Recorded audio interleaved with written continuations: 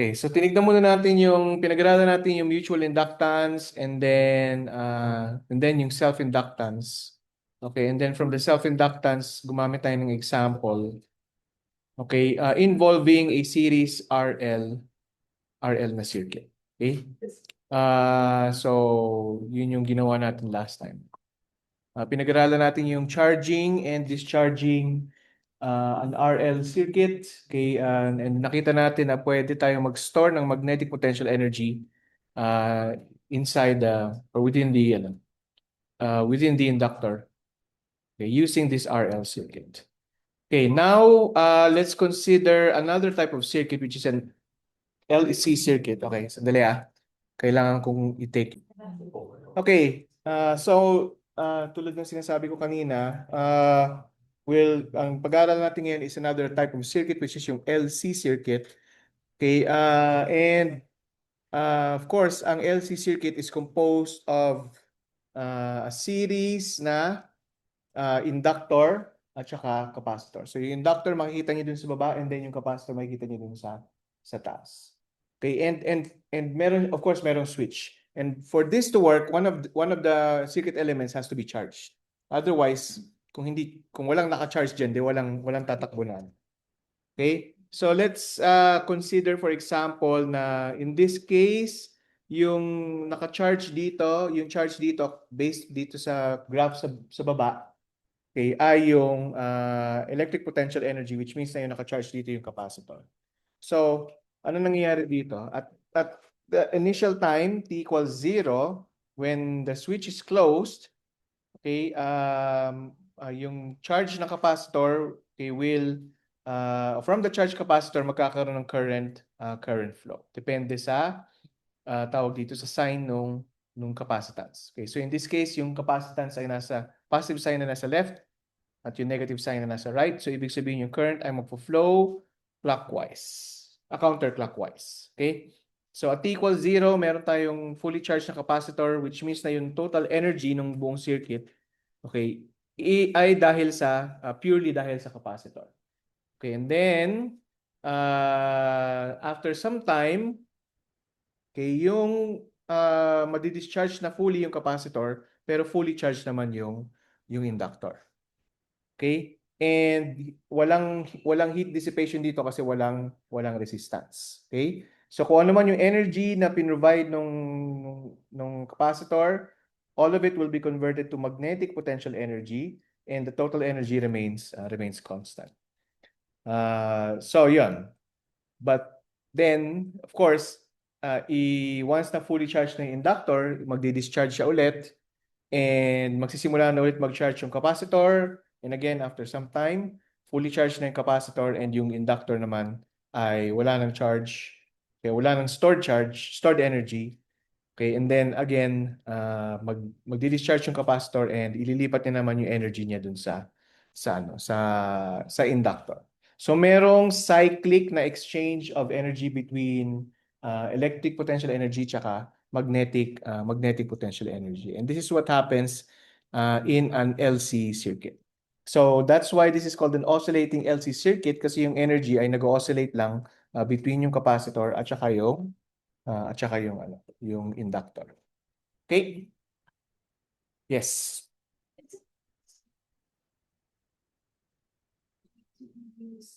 But not depleted. They're not depleted. Used in what sense? NLC circuit. Mhm. But can we use the inductor as a magnet of some sorts, or can it only be used as a deflector? Okay. Actually, meron siyang magnetic field. Okay? So in that sense, pwede mo siyang gamitin na magnet. Pero kung naalala niyo yung calculations na diniscuss natin last time sa mga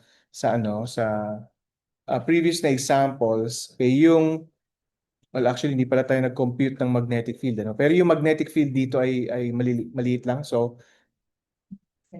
yeah, so hindi mo siya pwedeng gamitin in the sense na katulad ng paggamit niyo sa isang magnet.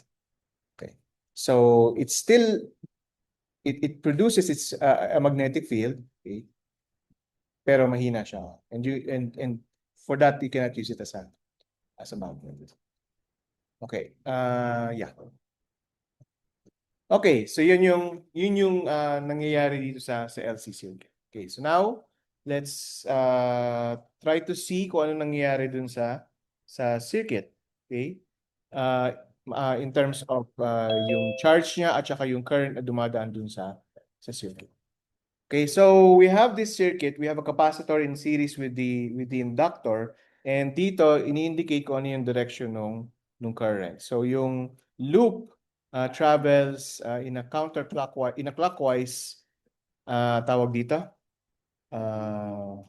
direction. Okay, so in this case, if we use the voltage loop rule, then magiging equal to syempre yung charge, yung voltage across the inductor, which is LDI dt. Okay, and then yung voltage across the capacitor, which is Q over C. Okay, and since walang EMF, yan ay equal to 0. And remember, one of the charges or one of the circuit elements has to be charged. So yung initial condition dito is such that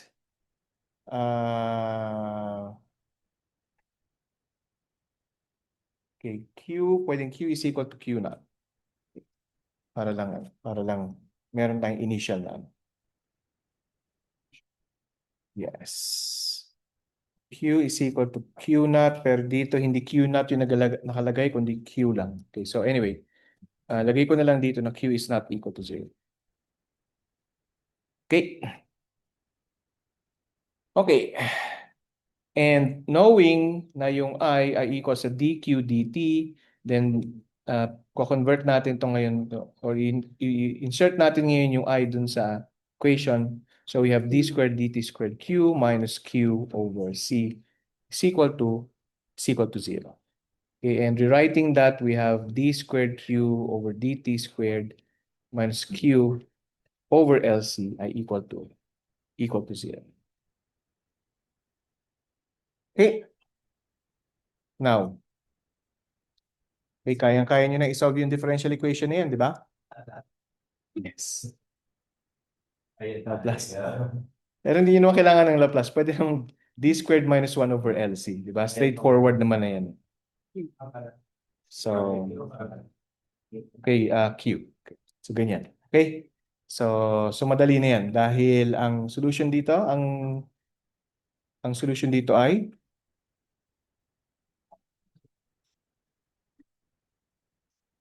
so ang roots ng auxiliary equation ay plus minus 1 over LC. Okay, 1 over LC. Okay, sige. 1 over square root of LC. So yung auxiliary equation ay so yung roots ay equal sa plus or minus 1 over Square root of LC. dali lang. 1 over LC. Square root ng 1 over LC. Okay? Okay, so ibig sabihin ang complementary solution, okay, bakit y? Q of t ay equal sa okay, C1 exponential ng okay, square root ng 1 over LC. Sige, 1 over LC times t and then plus C2 exponential negative 1 over LC and then square root times t. Okay. Saan?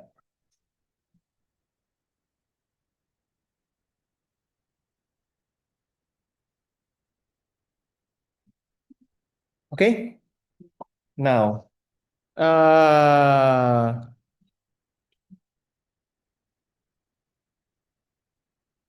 if you also recall from previous lessons, any coefficient ng function na tawag dito na walang derivative, okay, ay nare-relate natin sa time constant. Tama? Tama? So actually, yung time constant dito is LC. So which means na so if the time constant is LC, ibig sabihin yung frequency is 1 over LC. Okay, or yung angular frequency is 1 over LC. Sorry. 1 over LC. So if you multiply this by 2 pi f, we have the angular frequency, then this is 2 pi 1 over 1 over LC.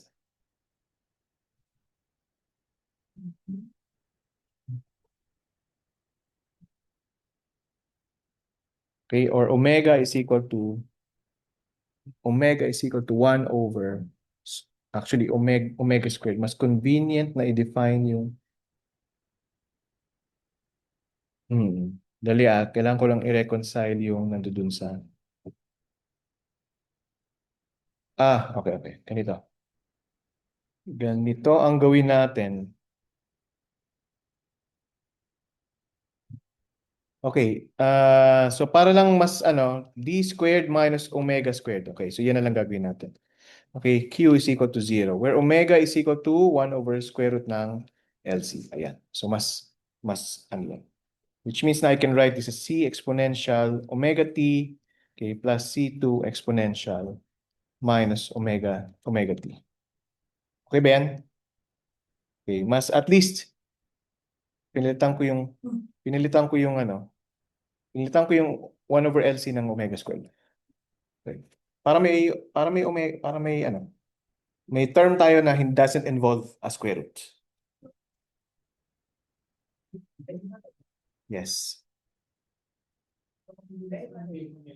Ha? Pag in-expand yung? Oh, pero sa equation, walang square root. Diba?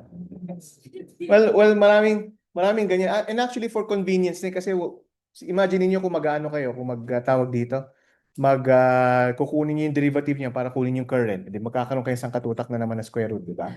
Well, hindi naman sangkatutak, di ba? Ayoko maging OA na katulad ni Trump. Pero recorded.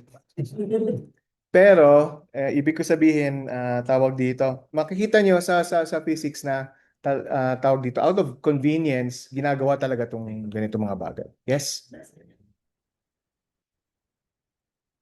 Yes. Kasi pag chinek mo yung units ng L and C, it matches yung time. Which means that it has to be inverse ng time. Is frequency or angular frequency.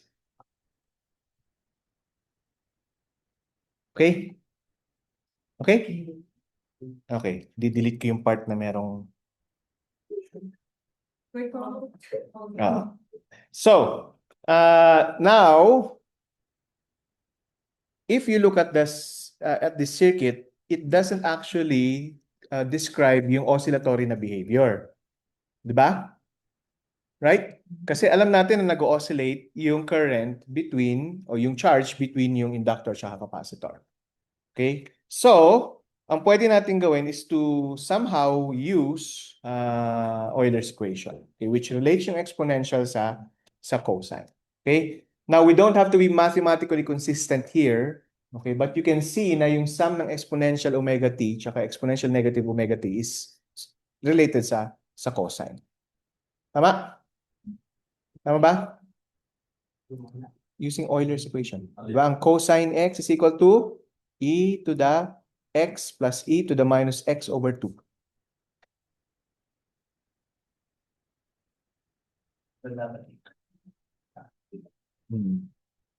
Okay? Does that mean parang equal? Hindi. Yung yung sinasabi ko, hindi natin kailangan maging mathematically consistent. Okay? Ano lang din to? Another way para anong tawag dito? Para maging convenient and para ma-describe nga niya yung nangyayari. So we can use either sine or cosine. Okay? And mas convenient na gamitin yung sine at saka cosine kasi both are cyclic functions. Okay? And they will be able to describe tawag dito, neatly yung nangyayari dun sa Okay, so equal ngayon to sa cosine, pwede natin ito isulat as A times cosine omega t.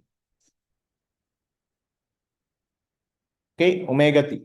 Now, I'm going to add here a tawag dito, phase constant. Okay? Okay. Wow.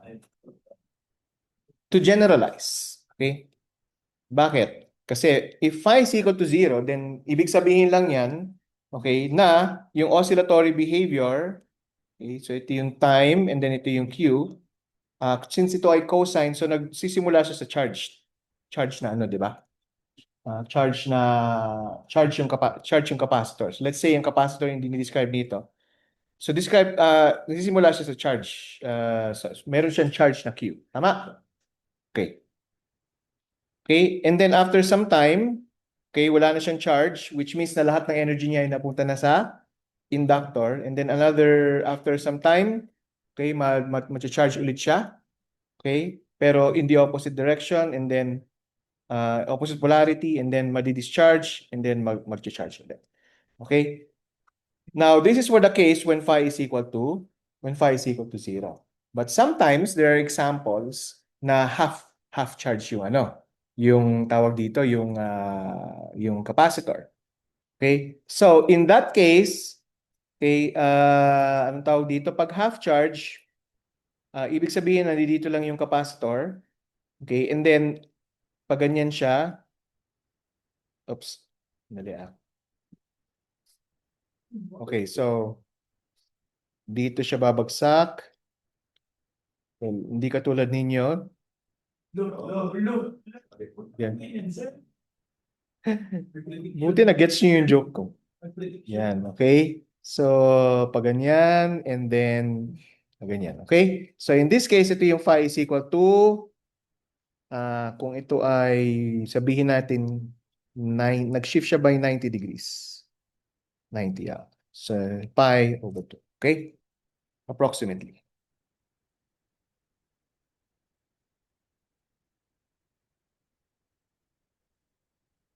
Plus. Hindi, minus. Kasi nag-shift siya backward. Bumalik siya. Omega t minus. Okay? So yan. Okay? So yun yung silbi nitong, yan yung silbi nung phase, tawag dito, nung phase constant na yan. To account for any type of behavior na kung saan yung charging ay hindi necessarily nagsisimula sa full charge. Okay?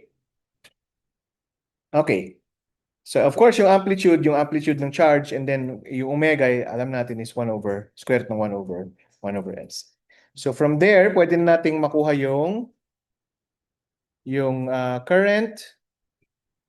Okay, so ang current dito ay yung derivative lang ng charge, so I of t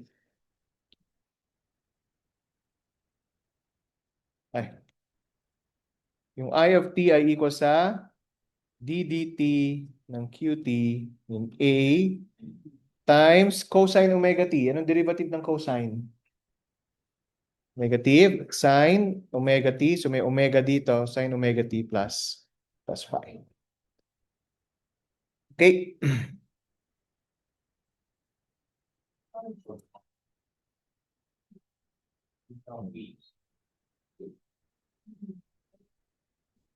Saan?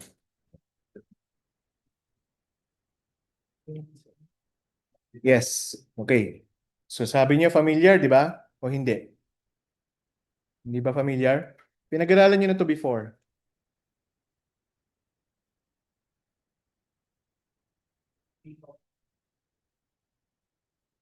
Di ba? At sinabi niyo ng omega is square root ng k over m.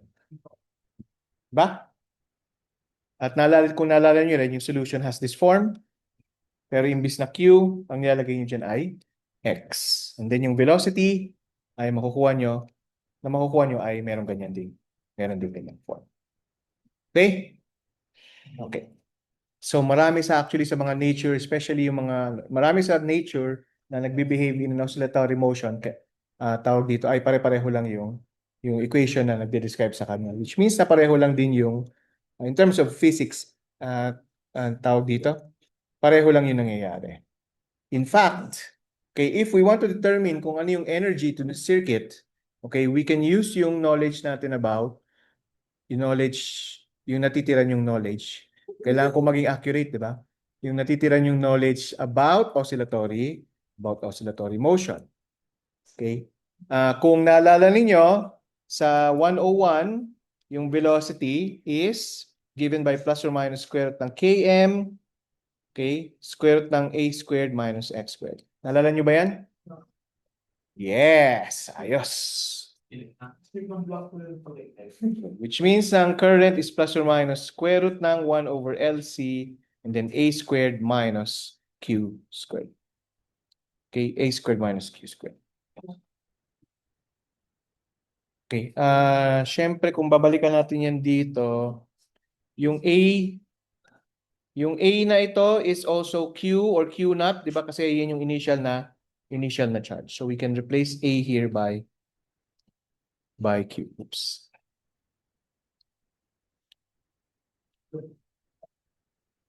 By Q squared.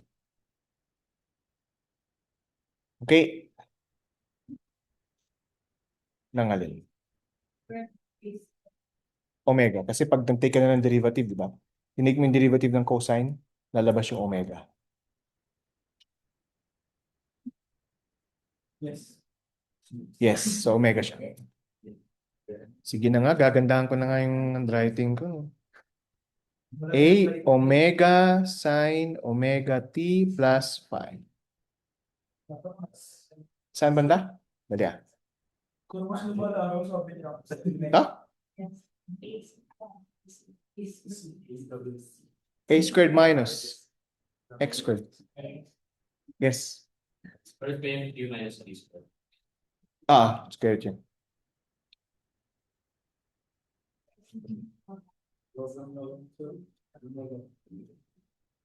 Okay. Okay, and from there, alam natin na yung tawag dito, yung energy, okay, total energy ng system, okay, ay equals to 1/2 Li squared plus Q squared over 2C is equal to capital Q squared over 2C.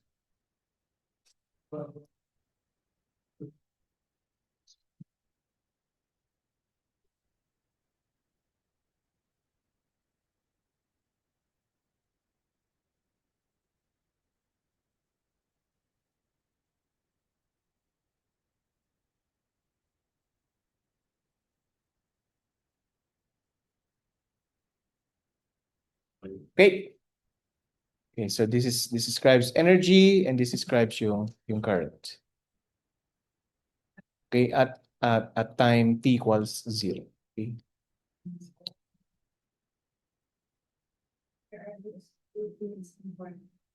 Sa alin?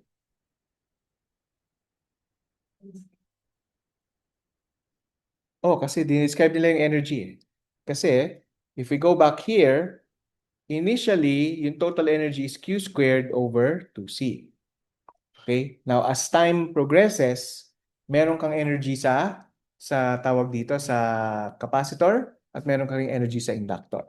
Yung energy mo sa capacitor at a specific time, okay, na hindi pa fully discharged yung capacitor at hindi pa fully charged yung capacitor ay 1/2 Q squared over C para sa capacitor at 1/2 Li squared.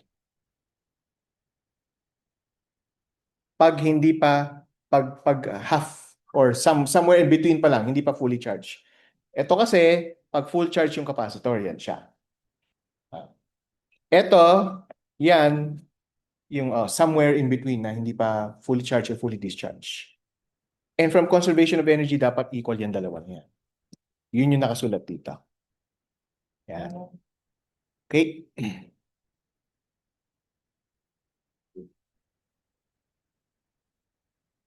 Okay. Any more questions?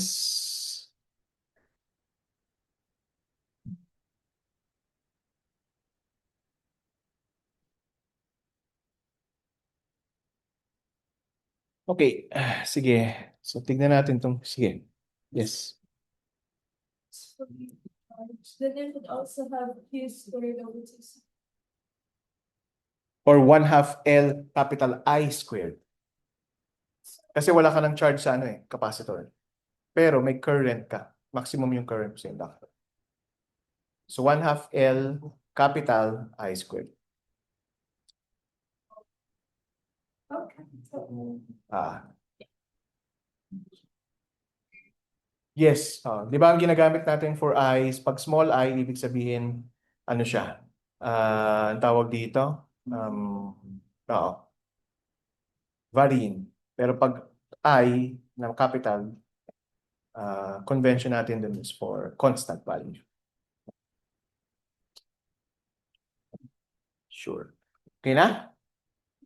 Okay, sige, tignan natin 'to example na to. Sa example na to ay merong oscillating circuit. So may 300 volts DC na power supply that is used to charge a 25 microfarad na capacitor.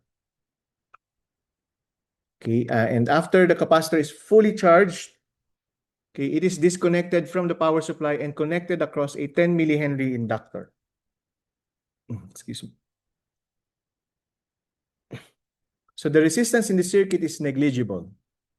A, find the frequency and period of oscillation of the circuit.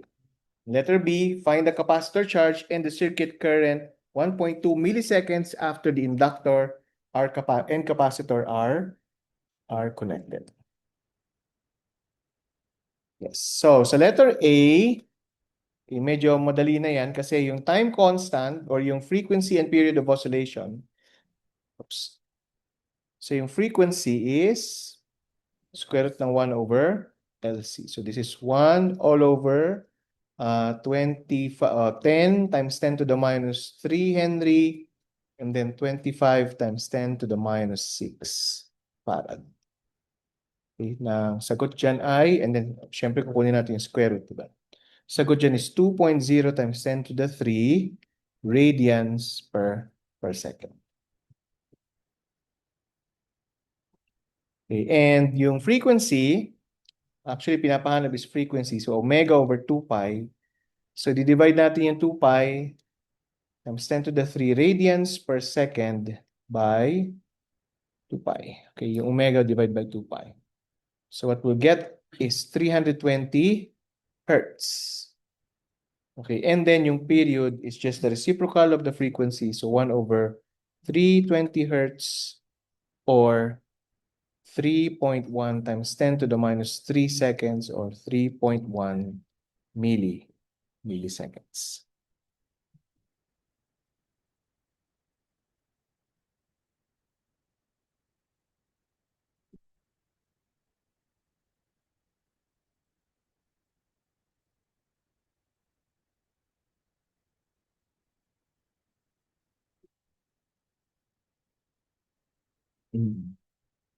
Any questions? Huwag masyadong ulit-ulitin, baka may may masaktan mo. Clear. Okay, so yung next letter B, tawag dito, find the capacitor charge and the circuit current 1.2 milliseconds after, okay, the inductor and capacitor are connected.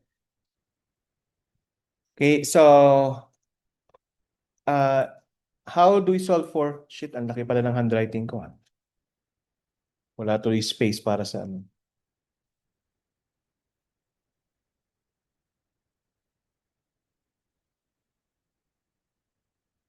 Freehand. Wala, disconnect na naman.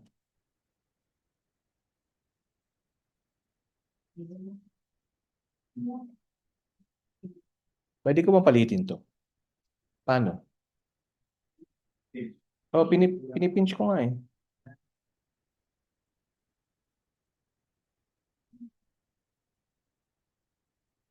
Long.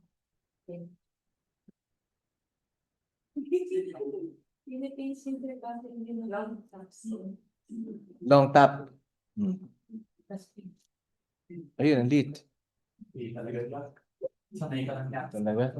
Sir, i-mark mo muna, sir, tapos pindot mo yung parang... Mark daw.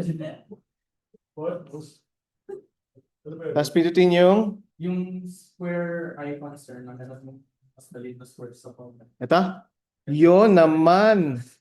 Yun naman. Ay, napaka-intindi. Okay. Sa Samsung, Samsung naman pala yung... Okay, so letter B. Thank you. Apple ba? Ha? Apple ba siya? Tapos chocolate. Apple basher. Ano ba? Marati siyang lalapitan ng doktor.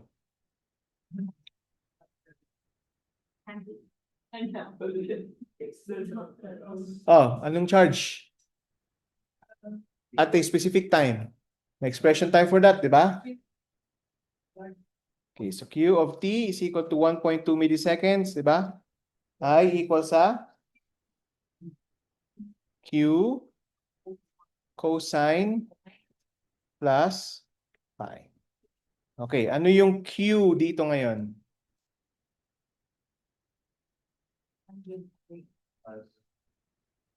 Ano ang Q? Yes, CV.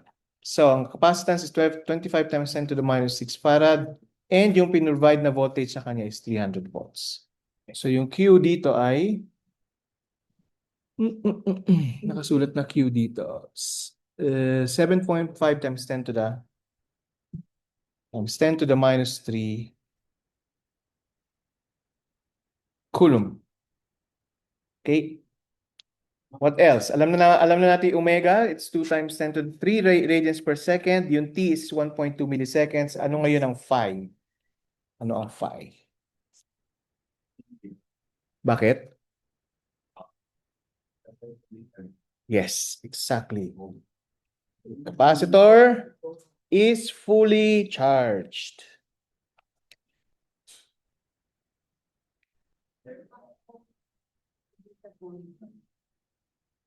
Well, hanapin mo yung phi. Ay, ko pa yun. Ay, Ha? iba po na siya starting from walang terms na. Ano? May imply naman po yun or population. But Both. Pwedeng implied, pwedeng sasabihin sa question.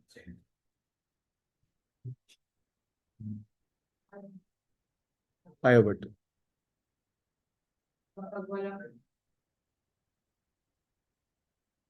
Ano na siya? Pi over... pag walang charge, it's a fourth of the way. Depende. Kasi may mga, dun sa wave, ito walang charge siya, walang charge dito eh. Depende. Diyan. Okay. Okay, so now that we know that, pwede na natin makuha yung charge at T equals 1.2 milliseconds. So we have, ano yun? 7.5 times 10 to the minus 3 coulomb times cosine ng 2 times 10 to the 5 ba yun? 3.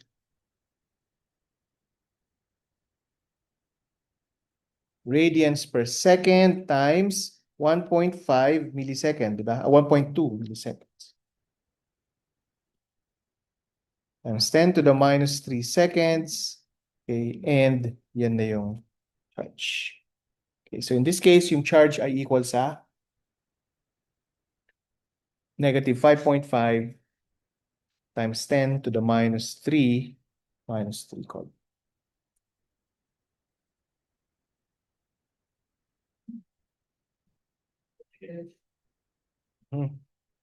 And yung current equals sa Q omega sine omega t. Okay, so ito ay 7.5 times 10 to the minus 3 coulomb. Omega is 2 times 10 to the 3 radians per second. Okay. And then sine ng 2 times 10 to the 3 radians per second, and then 1.2 times 10 to the minus 3 seconds. So in this case, yung I ay equals to negative 10 amperes. It's negative. Ah.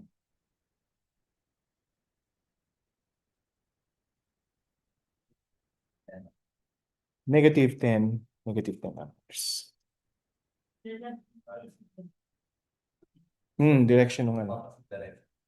Opposite ng direction dun sa piniling direction. Okay, so dito ang pinili is yeah.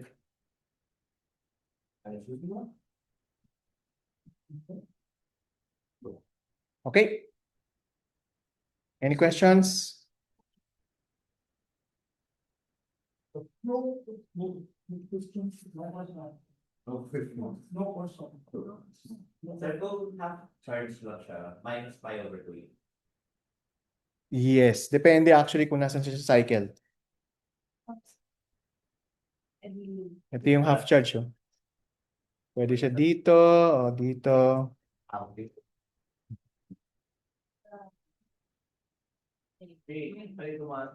Nega. Sir, kapag ito yung nandun sa kulay green na is 0 to sir. Kapag nasa taas naman siya, hindi siya negative. Hindi siya nega.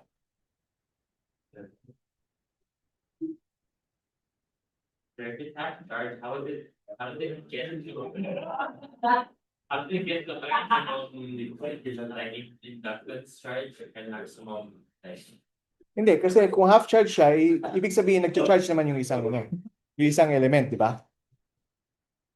Oh, concurrently. So, halimbawa half charge yung capacitor, half charge din yung inductor. Tama? And depende kung nasa ka sa cycle, kung charge mo yung capacitor, ibig sabihin nawawalan ng charge yung inductor. Nawawalan ng energy yung inductor. Pero kung nandoon ka sa cycle na nagdi-discharge yung capacitor, yung inductor yung kumukuha ng energy. Kapag discharging halfway to it, yung negative charge. Mhm. And then kapag charging halfway to it. Mhm. Pwede. Pwede. Pero yun nga, titignan niyo kung nasan siya sa cycle. Pag walang charge? Well, depende kung ano sasabihin sa problem. Like for example, yung inductor dito, sinabi naman walang charge, pero sinabi sa problem na fully charged yung capacitor.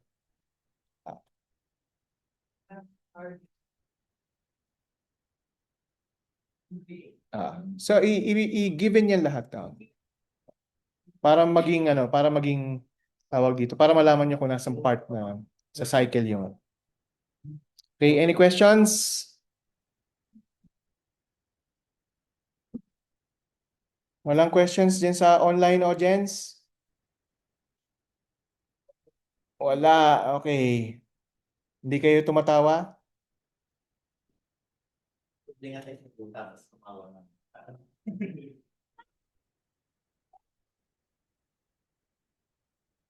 Bang iba talagang generation yun. Kakaya kayo. Yeah, sabihin ko lang na nega or 6-7, tatawa na kayo. Wow.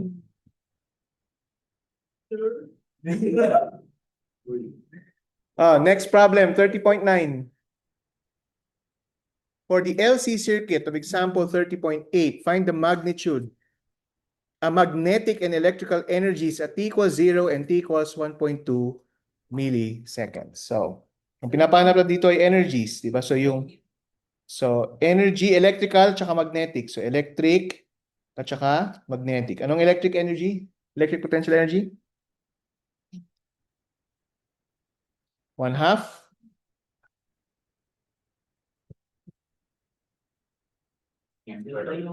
Q squared over C. Okay? At, anong time to? T equals 0. Okay? And U, magnetic potential energy is?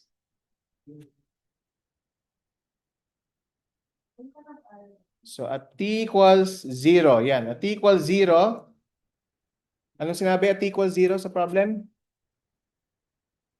Fully charged yung capacitor, which means na yung energy na stored sa capacitor ay 1/2 Q squared over C at yung energy na stored sa inductor ay 0.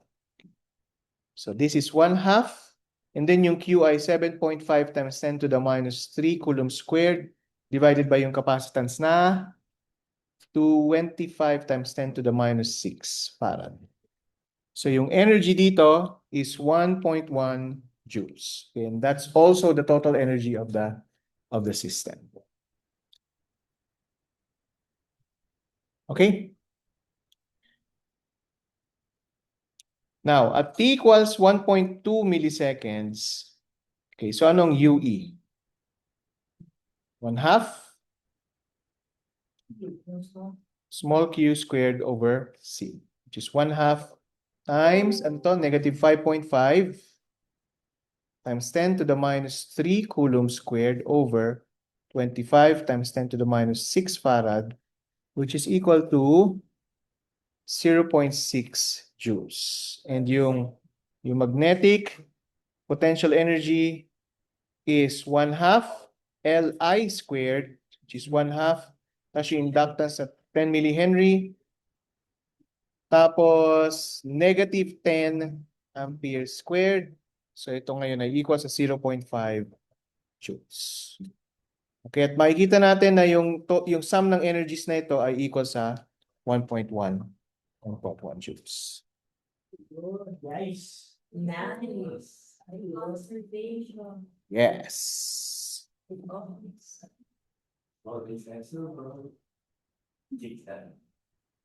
It all makes sense, 6-7. So ironic.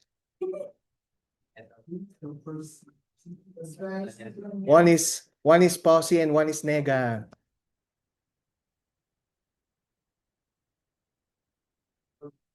Grabe. Wag ko na lang kaya i-post tong recording natin. I-enlisted ko na lang, ano? Ayan. Eh, sa generation ko, generation namin, wala namang ganyan-ganyan eh. Kayo lang naman nag-invento niyan. Totoo. Sino ba nag-invento ng 6-7? Napakawalang kwentang and senseless na naging viral. Kayo rin na nag-invento ng brain rot.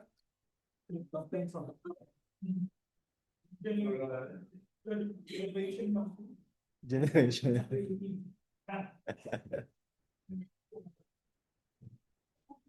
Tsaka ano, bed rot, ang dami yung mga terms. Anyway, para ako nagrarant, ano, pero hindi ako nagrarant. Natutuwa ako sa senselessness. Okay. Any questions sa LR circuit? LC circuit pala, LC circuit. Now, pagdating niyo sa ano, dun sa mga magtutuloy sa physics, pagdating niyo sa electronics physics, okay.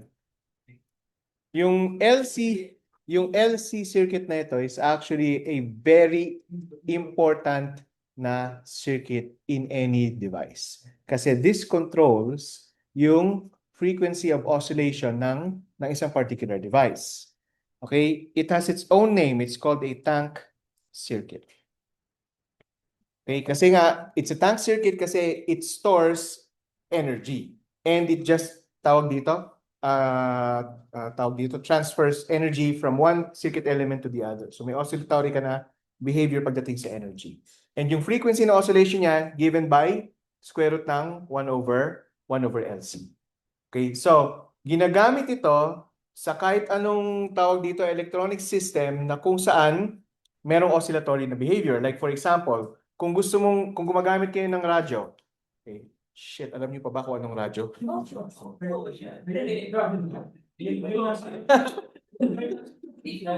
Yun yun sa YouTube. Alam niyo ba yung radyo na natutune? Hindi yung natutune ng daliri niyo, yung talagang natutune ng... Okay. Gumagamit sila ng tank circuit for that. Okay? Kasi yung frequency na nanggagaling tawag dito, pinapadala ng mga stations, ng mga radio stations, has to be in tune with the frequency of the tank circuit para ma-receive niyo yung signal. Kasi pag hindi sila in tune, in other words, hindi sila in resonance, hindi niyo makukuha yung signal na pinapadala ng radio station. Okay, so that's one example of the use of tank circuits. Pero marami pang ibang examples yan. Yeah, ano? Hindi, yung antennas actually enhance yung pag-absorb tsaka pag-send. Parang ano? Hindi, kasi matutunan nyo sa Wednesday, next week. Okay, na meron kayong electromagnetic waves. And yung electromagnetic waves na yun ay in a certain direction. Hindi. Mali. Maling direction yan. Oh. Ganito. Actually, gumaganon siya. Diba? EM, hindi yan 6-7. EM, gumaganon siya. Mag-invento nga kayo. So, invento kayo ng sarili nyong ano. Hindi ako nakikita ng mga na online eh. Parang baduy kasi sila, online sila, parating online. Kaya nga eh. Oh, ito nagano ako ah. Oh, ito yung sinasabi ko, ito yung electricity magnetism sa Wednesday ito matutunan nyo and makikita nyo na nag-oscillate yung electricity tsaka magnetism. Tulog si Kalantad, di ko makita. EM. Tulog si Bayan, di nyo makita. Hindi ko talaga ipopost to sa YouTube.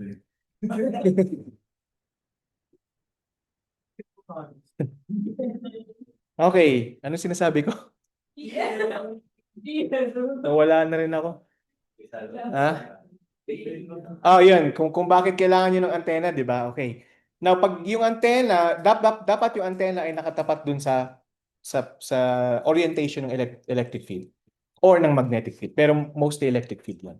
So, pag hindi siya nakatapat, di ba, nakaganyan yung antena nyo, tapos ito yung electric field, gumaganyan, wala kayong makukuha signal. So, kailangan yung i-adjust yung antena para yung electric field ay perfectly aligned dun sa yes. Yes, so mga lumang TV, ikutin nyo talaga yan para ma-orient siya sa hindi yun nag-work. Okay? So ganun yun nung unang panahon. Ngayon, ngayon yung technology is in such a way na kaya niya nang isagap yung ano, i-filter yung ibang signals. Okay. Okay. Ito ang next. Yes. What about it? Ha? Oh, optics. Kaya siya optic fiber. Hindi, pero mapapagalaan niya sa 103. Hindi siya electricity kasi electromagnetic field, pero light siya. Pero halos lossless kasi yung yung optic fiber over long distances. Yes. Okay. So yung next circuit na pag-aaralan natin ay LRC na circuit. Okay? So LRC circuit is composed of an inductor, a resistor, and a capacitor that are in series. Again, meron kayong switch dito. Okay? So that ang una nyo munang gagawin is i-charge nyo muna yung capacitor gamit yung EMF. Okay, once the capacitor is fully charged, you flip the switch para mapunta siya dun sa DA. Okay, sa terminals sa DA. Okay? And once that happens, ngayon, magdi-discharge yung capacitor at mag-charge ngayon yung inductor. But the thing is, meron ka ng resistor. So anong ginagawa ng resistor? Yeah, it dissipates energy. It uses up energy and converts it to heat energy. So for each cycle, imbis na, for example lang imbis na 1.1 joules yung energy for each cycle na babawasan yan. Okay, dahil sa resistor. Okay, and how much energy is tawag dito? How much energy is lost? Ang energy na yun ay equal sa I squared times R. Okay? Hindi, sorry, energy pala. Ano ang energy? I squared times R, yun yung power, and then multiplied by time, kung gaano nakatagal. Okay? So yun. Anong tawag dito? Okay. So yun, so every cycle nawawalan yung energy. So ibig sabihin at some point wala nang matitirang energy kasi naubos na. Yan yung nakikita yung oscillatory behavior dyan. Kasi sa unang cycle, okay, okay, so from this point to this point, that's one cycle, nakita nyo na nabawasan na yung charge and that corresponds to a decrease in energy. Okay, sa next cycle, nabawasan ulit yung charge and that corresponds to another decrease in energy. Until such time, okay, na yung energy ay wala na kasi fully used up na dun sa anong tawag dito sa through the resistor. Na-convert na ng resistor to heat energy. Lahat-lahat na yan. Yes. So this is ibig sabihin binabawasan nga niya yung energy. So nadadampen yung total energy. Okay? Okay. So ano nang gusto kong sabihin dito? Okay, so yan yung nangyayari. Now, how do you maintain that energy? Ang ginagawa nyo is actually maglalagay kayo ng EMF dito somewhere. Okay, para ma-sustain yung energy. Okay, kung yun yung purpose nung circuit. Now, this is similar dun sa sa experiences niyo nung bata pa kayo. Nakasakay syempre na-experience niyo na mag-swing, di ba? Okay. Ngayon, kung mag-isa lang kayo, okay, at nag-swing kayo, mag-isa, okay, yun ba yung experience nyo mag-isa lang kayo nag-swing? Di ba, ano ginagawa nyo? Itutulak nyo yung sarili nyo, di ba? Off the ground. Then magsiswing kayo. Right? Kung hindi nyo tutulak yung sarili nyo ulit, eventually, yung swinging motion ay mababawasan yung amplitude. So that's damping, di ba? Ang nawawalang energy doon is mechanical energy. Nako-convert siya into heat. Yes, doon sa changes, exactly. Okay? And syempre may air resistance pa pero maliit lang yung effect ng air resistance. Okay? Now, how do you sustain yung swing? Syempre, you kick off on the ground or you have someone push you from behind. Okay? Yes. Now, here's the thing. Yung pag-kick off nyo sa ground has to match yung frequency ng pag-swing ninyo. Otherwise, walang kwenta yung pag-swing. Diba? Diba, nagsiswing kayong ganyan. Kung hindi naman nagpe-pay attention yung tumutulak sa inyo, tingin nyo, tuloy-tuloy yung pag-swing nyo? Hindi, di ba? Di ba? So, kailangan i-match niya yung frequency. Kung pagdating mo dito, doon ka pa lang niya itutulak. Pupunta siya doon, pagdating dito, itutulak ka niya ulit. So, yung frequency ng pagtulak niya ay pareho din sa frequency ng pag-swing. Ayun. Yes, constant yung source. Okay? So, ano tawag dito? So, di ba yung equation that describes this, okay, is so if we follow itong yung Ohm's law, okay, Ohm's law, loop rule, so we have yung resistance and then yung voltage across the inductor and then yung voltage across the capacitor. Okay, and if we use I equals dq dt, we have d squared q dt squared plus r over l dq over dt plus 1 over lc q is equal to 0. Okay, dito wala kang external na force, walang tumutulak dun sa LC na circuit. Pero kung lalagyan niyo yan ng force, okay, it has to be first cyclic, di ba? Periodic, di ba? And yung frequency na to has to match yung frequency ng oscillation, okay, nung swing. Okay? Para yung signal ay oscillatory lang. Thank you for the information. Okay? O, kaya kayo may nakikitang kaya kayo may nakikitang differential equations na merong tawag dito, merong cosine na function doon sa dulo kasi that describes a type of oscillation na sustained oscillation or hindi oscillation na hindi nagmamatch. So magdadampen siya. Okay, so anyway, pinapakita ko lang na yung simple na swinging motion is actually described by this second order differential equation. Okay, and it's this same form of differential equation that describes yung LRC na circuit. Okay? So, i-set ko na ulit ito sa 0. Okay, at least hindi yung score nyo, di ba? Hindi kasi hindi natin, di ba, ang ginawa natin dito, naka-switch lang siya sa EMF nung sina-charge yung capacitor and once fully charged na ito, nilagay natin yung switch dito. So wala kang EMF. You only have L, R, C. Wala kang EMF to. So wala kang external wala kang EMF sa left hand side. Sa right hand side, sorry. So mag-oscillate pa rin siya.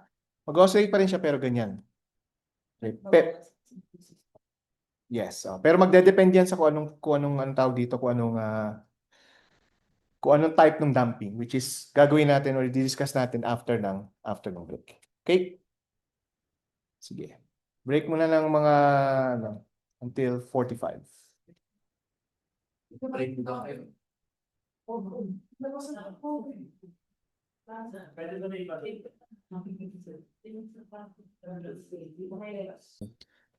Okay, so ngayon, pwede nating i-rewrite itong differential equation na ito using just variables like 2 beta dq dt plus omega naught squared q is equal to 0. Okay? Looks familiar sa iba, di ba? Okay, now, ang tawag dito is a damping coefficient. Okay? Hindi. Beta. So this is a damping coefficient. And yung damping coefficient describes yung pag-decrease ng energy dito. Okay, pag-decrease ng charge or pag-decrease ng energy dyan. Okay? So without that damping energy, then the differential equation just reduces to an LC circuit. Okay, if you remove the resistor, then you only have an LC circuit, then wala na yung second term dito sa differential equation. Okay? So yung omega naught of course describes yung tawag dito, yung time constant is related to the time constant. So it's related to the frequency of oscillation. And kung naalala niyo yung kung paano i-solve tong differential equation na ito, this will be d squared plus 2 beta d plus omega naught squared. Okay, which means na yung auxiliary equation niya is m squared plus 2 beta m plus omega naught squared. And magdedepend dito yung solution sa values ng beta at saka ng omega. Okay? So ang mangyayari dito is m squared is equal to, or m, ang roots ng auxiliary equation is negative b, diba, plus or minus b squared minus 4 AC, so 4 omega naught squared divided by 2. Tama ba? Hindi yata. Dapat yata walang 2 dito. Dapat yata walang 2 dyan. Okay?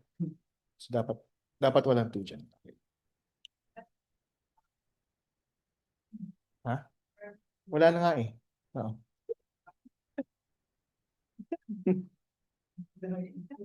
Okay. So, yes.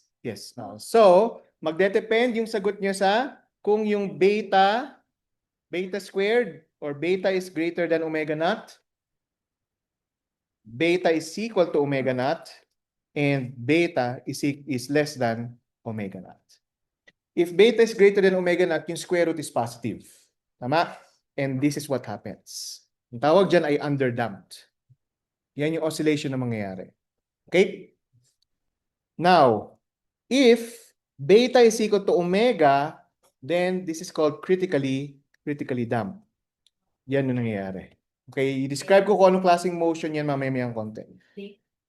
And if beta is less than omega naught, yung square root dito will be imaginary. Okay? Okay. And in ano tawag dito, in physical sense, ganito yung magiging behavior nung charge. Okay? So, tignan nyo yung nangyayari. Pag underdamped, nag-oscillate siya. Pero pag critically damped or overdamped, halos wala ng oscillation. Okay, now how do you make sense of that? Okay, so ang magandang example dito is yung shock absorbers ng sasakyan. Okay? So, yeah. Kung siyempre sumasakay naman kayo sa bus or sa isang vehicle, di ba? Now sa bus, kung nasa likod kayo, okay? And pagpangit yung pagpangit yung shock absorbers niya at dumaan sa hump yung isang bus, na ganun yung sasakyan, di ba? So that's called underdamp. It's underdamping. Okay, pero pag maganda yung shock absorbers ng sasakyan, okay, which is yun yung gusto niyo talaga mangyari, once na dumaan siya sa tawag dito sa hump, ang mangyayari sa kanya is tataas, and then once na bumaba yung sasakyan from the humps, sasabay lang din ang walang oscillation na mangyayari. Right? Na-imagine niyo ba yung sinasabi ko? Yes. Okay, so ang case na yun is critically damped.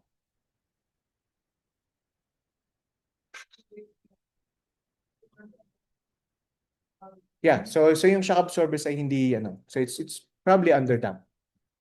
Now pag overdamp, medyo mas mabagal ng konti lang sa critically damp yung anong tawag dito, yung pag-decrease ng amplitude. So hindi siya sumasabay dun sa pagbaba niya sa hump. Hindi naman. Hindi na siya tataas kasi yung pagtaas niya ay sabay dun sa hump. And then pag bumaba na sa hump yung vehicle, yung motion mabagal lang na. Mabagal lang. Okay? Yes, may delay, exactly. So ganyan na nangyayari diyan sa system na yan. And ganyan siya i-make sense. Okay, yung underdamp, critically damp at saka overdamp. Okay? Well, depende kung anong system yung dinidescribe mo. Siyempre, pag vehicles ang pinag-uusapan natin, gusto natin na critically damped, di ba? Pero sa electrical systems, okay, actually, yun nga, depende kung anong klaseng system yung paggagamitan mo.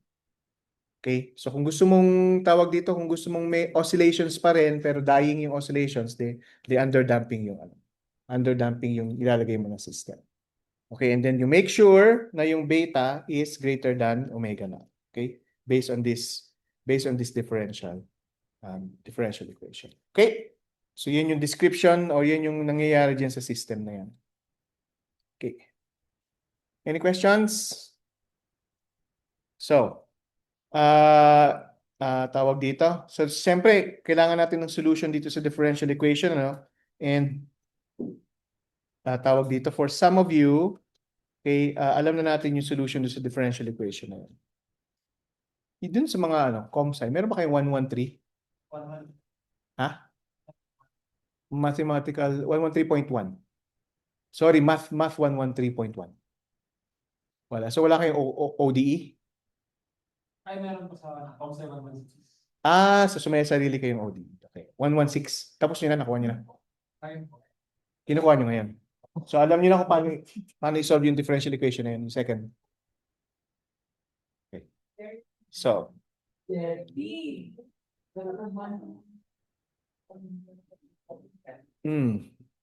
gusto niyang kunin yung 116.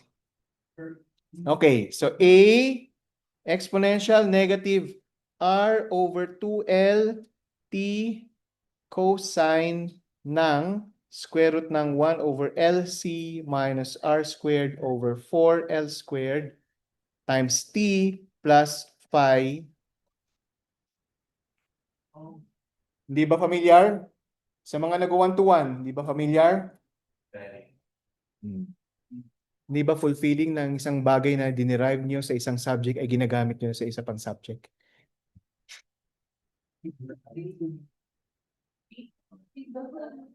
Yes, exactly. Yan yung sinolve nyo sa homework. Okay, so ibig sabihin yung omega dito is 1 over LC R squared over 4L squared.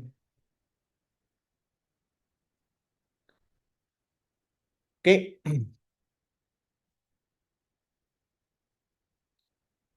Okay.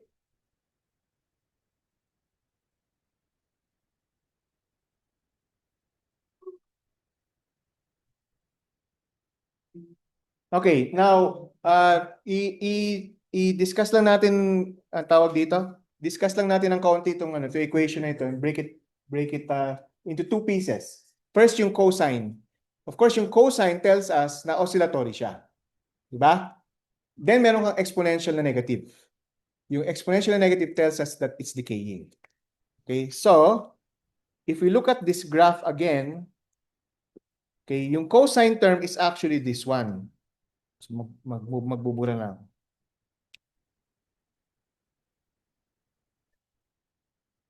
Okay, so yung cosine term is actually this one. Okay? Yan. Okay, yan yung cosine term. Okay, so it's oscillating. And then, meron ka nung exponential na term which is this one. And if you multiply that exponential with the cosine, then you get the red line. Okay? Okay? Hindi naman, no? Hindi naman. May asymptote siya in the sense na ito yung kung gusto mo na iisipin yung iisipin mo na asymptote. Pwede. Okay. So, here's an example, an underdamped LRC series circuit. Okay, what resistance R is required in terms of L and C to give an LRC series circuit a frequency that is 1/2 the undamped frequency.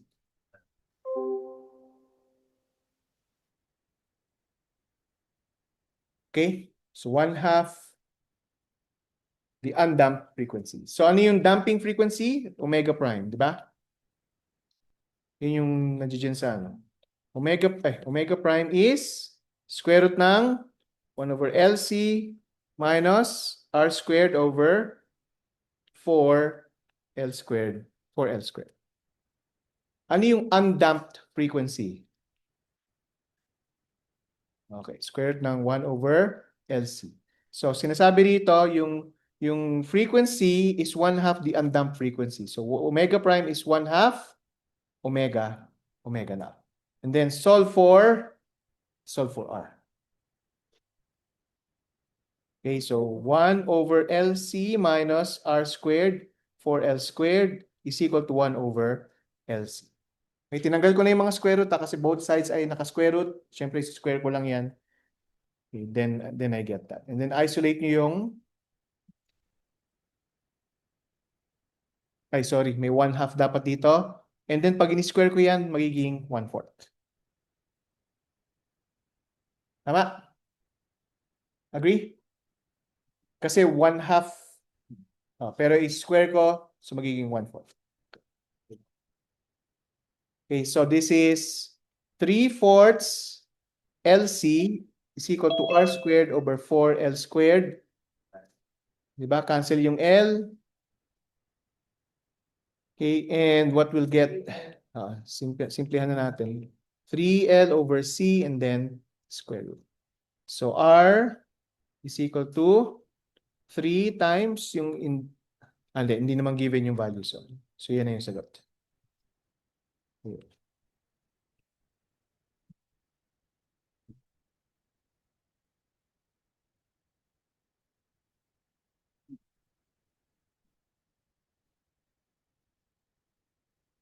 Okay, any questions?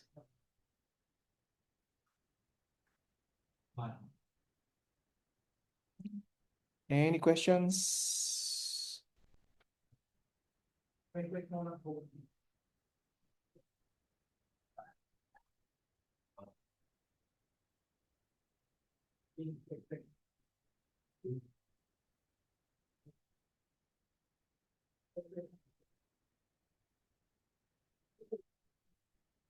Questions?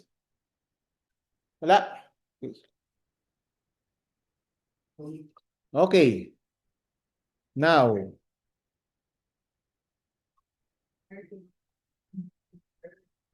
ika lang. Sinong hindi naligo?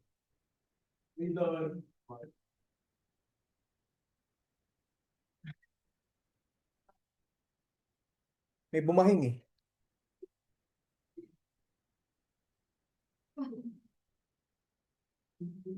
Hmm.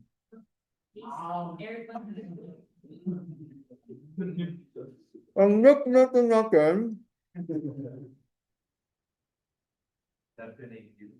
before, constant lang yung current. Tama? But, ito kasi yung problem sa constant na current. Okay. Nung sinaunang panahon talaga, as in yung noon pa na pati ako ay hindi pa nag-exist. So, nung unang maimbento yung electricity, ang electricity lang na present ay DC. Okay? At yun yung ginagamit ni Edison. Kilala niyo ba si Edison? Oh shit, buhay na kayo noon pa. Kilala niyo siya? Wow. Yung light bulb, ang pinapatakbo niya ng light bulb is DC current. Ang problem sa DC, as you know sa discussions, is that pag pinatakbo mo yung current sa DC, yung wires merong resistance. Hindi yan lalayo ng, hindi, ang tawag dito, yung current ay magda-die down eventually after some distance dahil sa resistance. Okay? Now, merong nakasolve ng problem na yan. Para pwede kang mag-transfer ng electricity from one city to another, from one place to another. And hindi yata. Oh, tama si Tesla. Tama si Tesla. Na-realize nila na pag gumamit kayo ng alternating circuit, you can transport it as far as you like. Kaya yung mga electrical lines na nakikita niyo sa tabi ng highway, sa mga probinsya, di ba? Three-phase na lines yon, puro mga alternating circuits yung mga yon. Okay? Kasi only alternating circuits can travel that far. Okay? Pagdating dito sa mga plugs na yan, alam nyo na alternating circuits na yan. Alam nyo ba na alternating circuits yan? Hindi, no? Alam na ninyo ngayon. Okay. So, ang frequency, alam nyo yung frequency ng ano na yan? Ng alternating circuit? Alternating current dyan sa plug? Iba-iba yan sa bansa, pero dalawa lang yan in general. Dalawang frequencies. Sa atin, sa Pilipinas, ang frequency ay 60 Hertz. Oh, makikita niyo yan sa adapter ng ano niyo eh. Sa adapter ng computer ninyo, di ba? Nakalagay dun ay 60 Hertz. Sa ibang bansa, 50 Hertz. Like in Japan, US, ang tawag dito?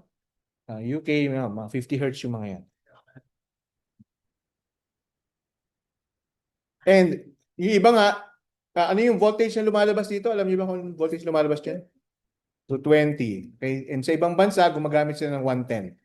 Like sa Japan. Okay? And sa UK. Hindi, sa Japan, 110. Kaya hindi kayo bibili ng gamit sa Japan. Ng appliance. Unless may transformer. Ang tingin mo? Hindi, 110 na siya. Kasi 220 sa atin. Hindi, 220 sa atin. Isasaksak mo yung 110 na appliance eh. Step down. Magpapasok ka ng 220 sa isang 110 eh.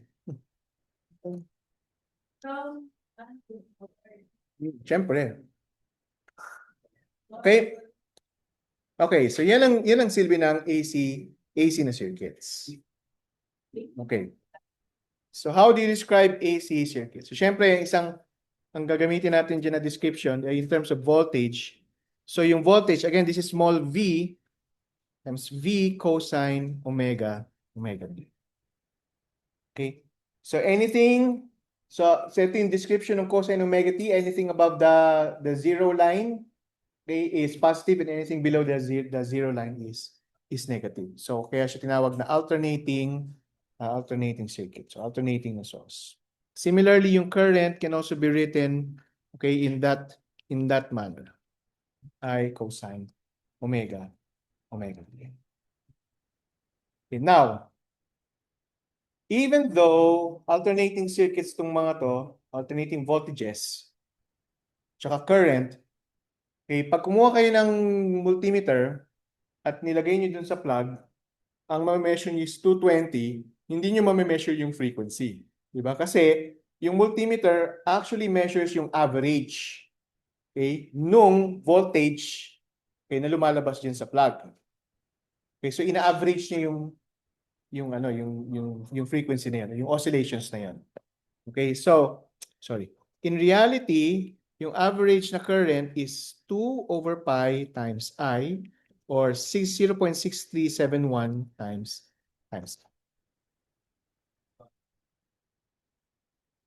Okay. Actually, hindi pa yan. Hindi talaga average yung kinukuha eh.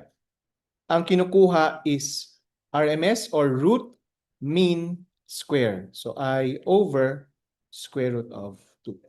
Ano ibig sabihin ng root mean square? So if you have this wave na signal, okay, di ba, pwede nyong i-discretize yan point by point. Ibig sabihin, di ba? Each point dyan, i-square ninyo, bawat point, then, kunin niyo yung average, okay, nung squares, okay, so i-sum nyo, divide nyo by the number of points. And then, saka nyo kunin yung square root. Kaya siya tinawag na root mean square. Ang lalabas is square root of 2. So, ganun din para sa voltage. So, average voltage is 2 over pi V, and then yung VRMS is V over square root of 2. So, yung na-measure nyo actually na voltage dyan sa plug is 220 volts. But it's not the peak voltage. Ibig sabihin ng peak voltage, ito, kung ano yung maximum voltage dyan sa wave na yan. So, it's actually 220 times square root ng 2. Ano ba square root ng 2? 1.4, di ba? 220 times 1.4. 220 plus 88. The 308, di ba? So yung V dyan is actually 308 volts. Okay, yung peak niya. So 308, 0, negative 308, 0, 308, 0. Okay, 60 hertz or 60 times a second.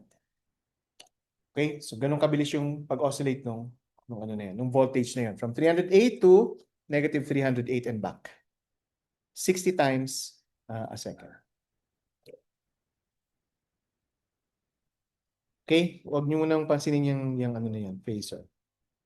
Huwag nyo na rin munang pansinin yan. Dito na muna tayo. Current in a desktop computer. The plate on the back of a desktop computer says that it draws 2.7 amperes from a 120 volt 60 hertz line. For this computer, what are the average current, okay, and the average square of the current and the current amplitude?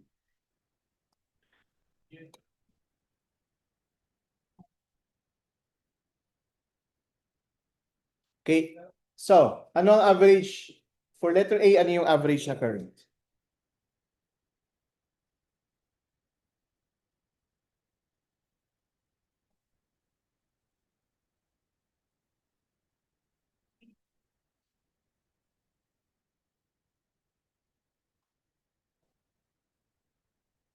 Hindi, average eh. 2 over pi times? Sorry, may na-stuck sa ipin ko eh.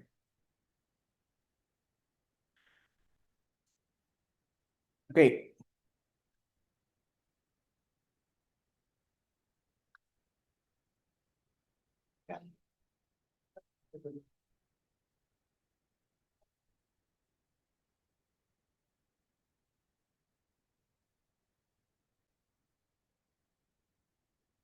Bigyan ko kayo ng ano, binibigyan ko kayo ng time mag-isip.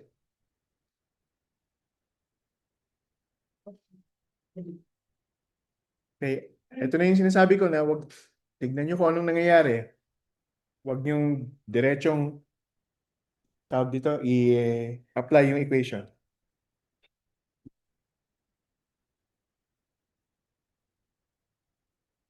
Sinusoidal yung current, di ba? Okay.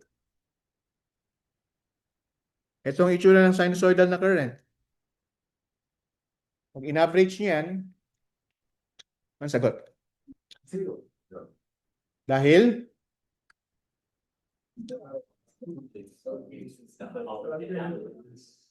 the number of positive cycles ay pareho lang sa number of negative cycles.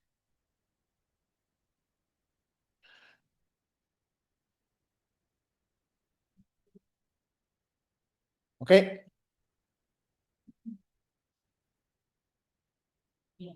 Kailan nyo gagamitin to? Gagamitin nyo yan sa mga signals na tinatawag na rectified. Ano ibig sabihin ng rectified? Ito ay isang rectified na signal. Meaning, mathematically, it's the absolute value of sign. Tama? Electronically, sa electronics physics or sa electricity, you can implement that by using devices called diodes. Ito, diodes to.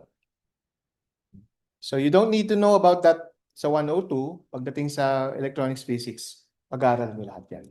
Okay, under a very good and capable teacher.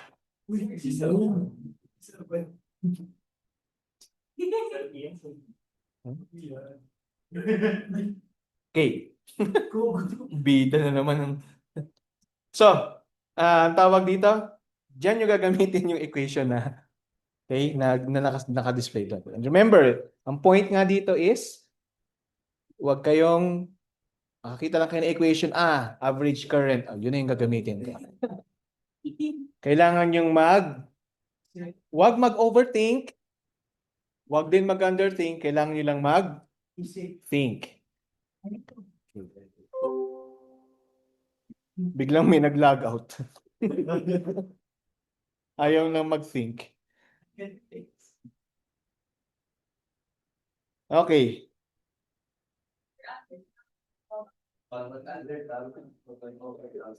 Critically dump lang. Critically dump. Okay, letter B. Ang tanong ay average of the square of the current.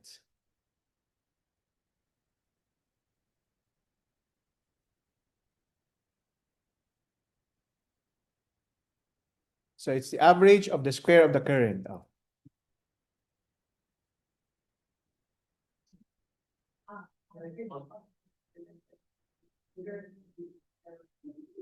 Ano ba tong 2.7 amperes?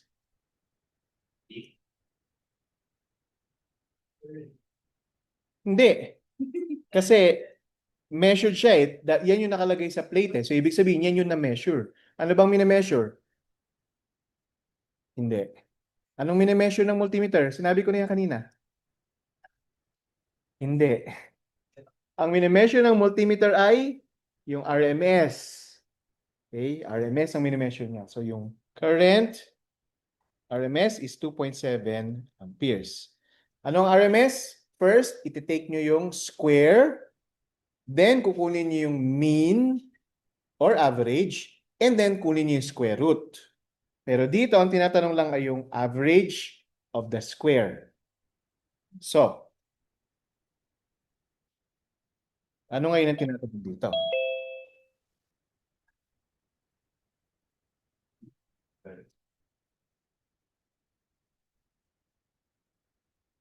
Anong hindi ginawa dito sa tatlong steps na yan?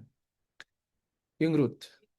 Ang pinapahanap lang ay yung average of the square. So, paano nyo kukunin ngayon yung I? Yes, kailangan nyo lang i-square yung IRMS. Kasi hindi nyo nga ginawa yung root eh. Di ba? So, equal yan sa 7.3 amperes.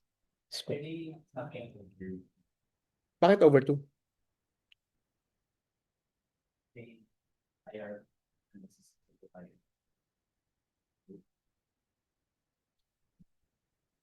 Hindi. Hindi, kasi ang tinatanong nga is yung ano eh, mean, average of the mean. Hindi na, hindi na. Kasi yung square root of 2, yun yung root mean square. Pero dito, ang tinatanong lang is yung mean square lang. Yan. Wala yung root.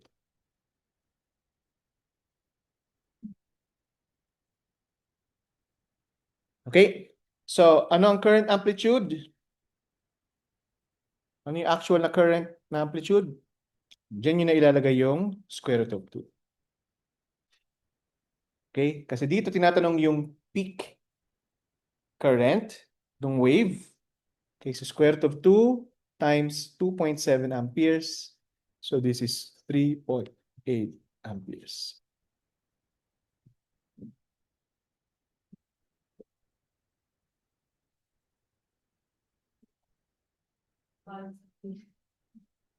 Actually, walang concept dito. Intindihin nyo lang kung ano talaga yung pinapahanap. Kasi root mean square, mean square lang yung pinapahanap. So, di ba? Oh. And yun na may measure is root URMS. Okay. And then, kung gusto mo malaman kung ano yung peak voltage or peak current, then you use yung equations na may square root. Yes. Just I add this. Average ng nila. Nung sinusoidal na current. Yes. Kung ano siya, kung pareho nga yung ano. Kung hindi siya rectified, kung hindi ganito, hindi ganyan. Exist yung. Yeah. Yep. Yep. Yes.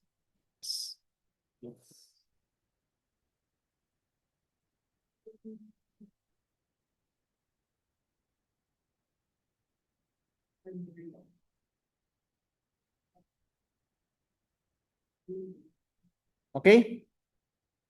Okay na?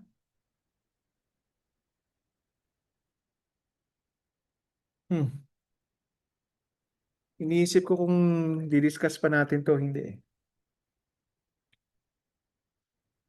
Baka yung may naririnig akong bumubulong dyan. Wag na! Maybe ano lang, maybe ano ko lang, ipahapyawan ko na lang, okay? Ganito. Okay. So, yan yung example. Sige, ito. So, ito ngayon, this is again an LRC circuit. Okay, but this time, merong driving force. Okay? Yung AC na circuit, AC na source. Okay, so ito na yung sinasabi ko na pag magsiswing kayo, kailangan nyo ng driving force na meron ding na oscillatory din. Okay, so ganun ang ginagawa ng AC source dyan. Okay, so dinadrive nyo yung circuit para maging constant yung oscillation. Okay? Now, here's the thing. Because of the oscillation, okay, tawag dito, merong napoproduce na some sort of resistance. Yung inductor at saka yung capacitor.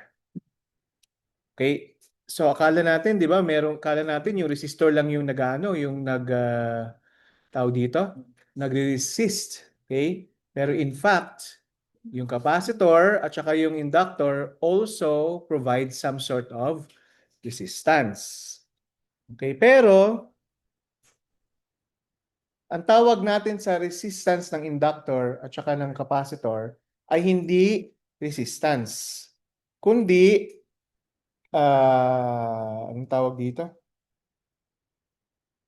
Shoot, nakalimutan ko. Okay. Ang tawag natin doon ay reactance. Kasi nagre-react sila sa changes. Okay? So like for example, XC Okay, which you can think of as yung resistance within the capacitor is called capacitive reactance. And XL ay inductive reactance. Okay.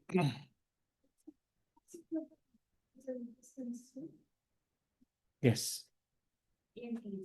Well, more accurately, reactance yung tawag sa kanya. Pero parang pag internal resistance.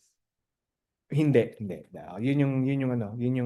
Yun yung complication dyan. Hindi siya internal resistance, hindi siya same physics as the internal resistance. Kasi ang internal resistance ay dahil sa collisions ng atoms. Collisions ng electrons sa isa't isa and with the other atoms. Pero dito, it's because of the, anong tawag dito? It's because of, for example, the inductor reacting to the changes and the capacitor reacting also to the changes. Okay? Kasi nga, di ba, ang tendency nga ng inductor is to oppose yung change. So, yung opposing na ano na yun yung reactance.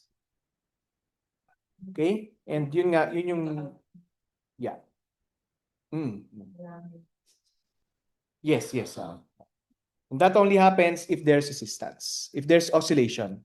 Kasi, more specifically, this is actually related to the capacitance through this equation. Okay, and ito naman is related to the inductance through this equation.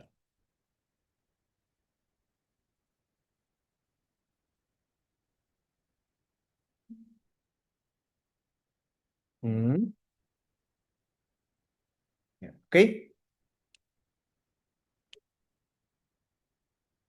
Hindi ko na-explain yan for now. Pagdating nyo na lang sa electronics physics, explain ko lahat yan. Okay. Third year first sem.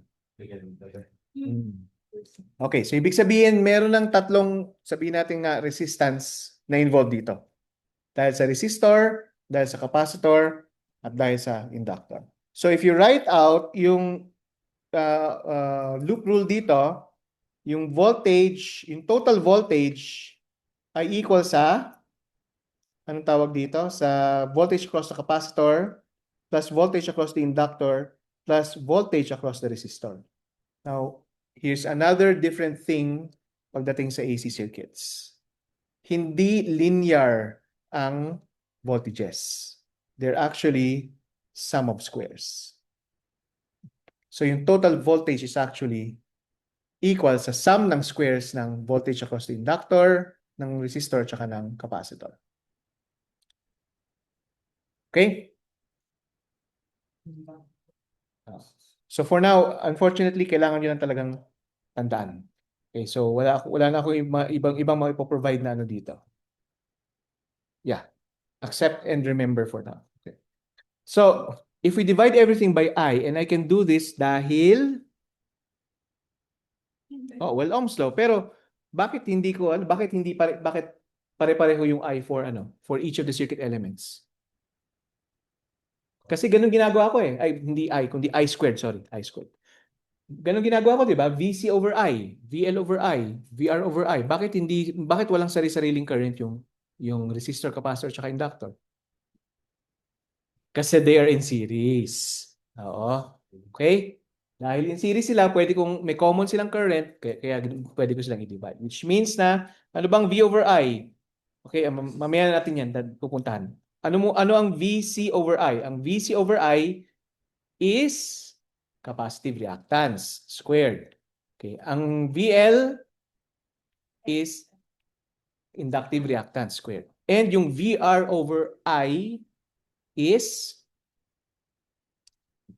resistor voltage divided by the current is resistance squared. Ang tawag dyan sa total na yan ay, total squared ay impedance. What's simple is that? Ay, sorry. Z. Z squared. Sorry at inano ko na lang lahat sa inyo to, no? Parang sinalpak ko na lang kaagad lahat sa inyo itong mga Kailangan sa Yung impedance is the sum of all the sum of the reactances and the resistances.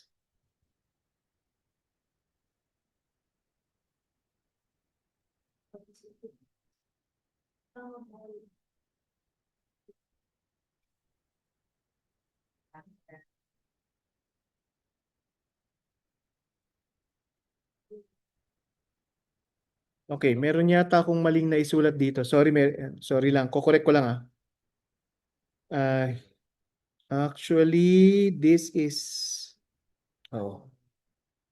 sorry about that. VL minus VC squared, ganyan siya. And then, siyempre, ito ay XL minus XC squared. So, ganyan siya.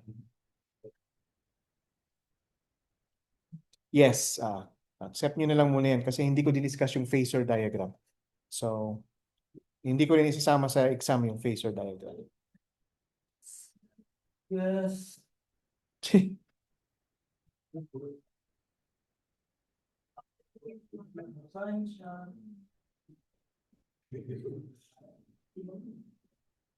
Okay, one last example bago tayo mag-dismiss. Okay, so dito in the series circuit of figure 31.13a, yan ang figure 31.13a. Okay, dyan sa series circuit na yan, suppose R equals 300 ohms, L equals 60 millihenry, C equals 0.5 microfarad, and V equals 50 volts, and omega is 10,000 radians per second. Find the reactances XL and XC and the impedance Z.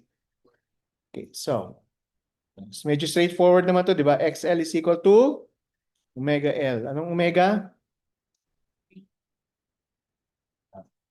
Then yung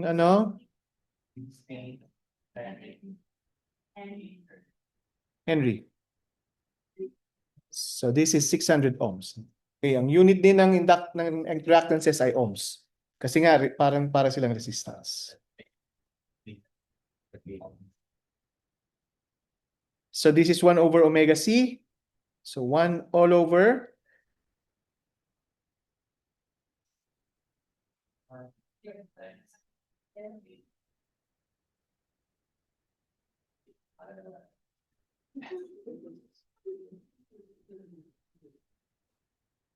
okay, so 200 ohms. Okay. And then finally, ang tinatanong? Impedance. Hindi pa pala finally. Impedance. So this is R squared plus XL minus XC squared square root. Ano yung R? 300 ohms squared plus 200 ohms minus 600 ohms and then squared and then kunin mo yung square root niyan. So Z is equal to 500 ohms. What is the current amplitude? Yes. So current is 50 volts divided by the impedance, which is 500 ohms. So ibig sabihin ang current is 0.10 ampere. Okay, now may pinapahanap ditong phase angle pero hindi ko na yan isasama kasi hindi natin diniscuss nga yung concept ng phasor. Pero wala pong Ng? yung concept ng phase. Ng alin? Yung concept ng phase. Hindi ko masasabi kung anong concept ng phase angle kung hindi ko didiscuss yung phasor nga eh. Well, ito na lang siguro sabihin ko. Ito kasi, pag meron kang maraming circuits, di ba? O maraming ang tawag dito, circuit elements. Bawat isa sa mga circuit elements na yan ay merong sinusoidal wave.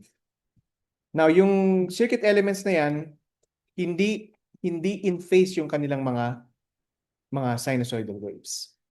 How do you add this? Sa COMSI, madali.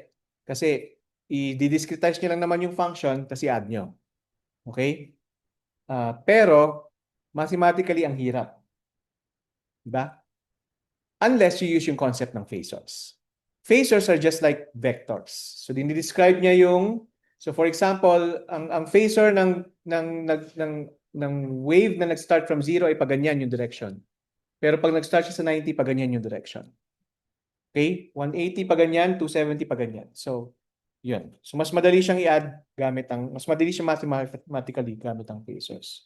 And yung phase angle describe yung angle nung ano na yun, yung blue? Hindi, voltages lahat yan. Total voltage yan. Okay? So next meeting, ang i-discuss na natin yung next chapter na. So at least diniscuss ko lang konti yung yung AC na circuits. Okay, so yeah, para may idea kayo kung ano yung AC na circuits. What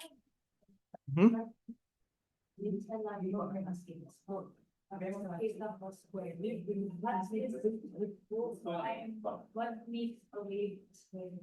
I don't know. What makes a wave a square? Like what causes this square? Actually, naintindihan ko. I mean, alam ko rin kung paano sagutin yan, pero hindi ko alam kung yeah. Is that the case? Hindi ko alam kung aling approach yung ko sa'yo. Ibibigay ko sa'yo. Next time. Next. That is good. Okay.